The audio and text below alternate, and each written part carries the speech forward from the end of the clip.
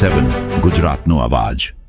નમસ્કાર દર્શક મિત્રો, i7 ન્યૂઝ ગુજરાતીની સાથે હું છું આપની સાથે પાયલ બામભણિયા। તો જોઈએ આજના મહત્વના સમાચાર। આણંદ ખાણ ખનિજ વિભાગની ટીમ દ્વારા તારાપુર ખાતેથી બિનઅધિકૃત ખનિજના વહન માટે કુલ 8 ડમ્પરો જપ્ત કર્યા। ઉટવાડા ગામના 2 વ્યક્તિઓ દ્વારા ખાણ ખનિજ વિભાગની ટીમને અટકાવી હુમલાનો પ્રયાસ કર્યો। ખાણ ખનિજ વિભાગના અધિકારીએ તારાપુર પોલીસ સ્ટેશને નોંધાવી પોલીસ ફરિયાદ।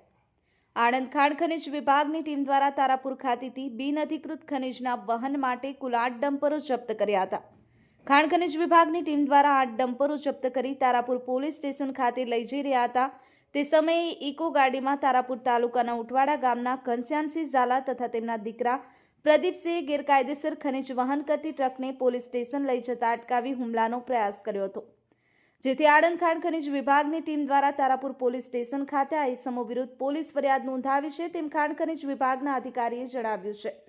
Narendra Sharma, i7 news Gujarati, Anand.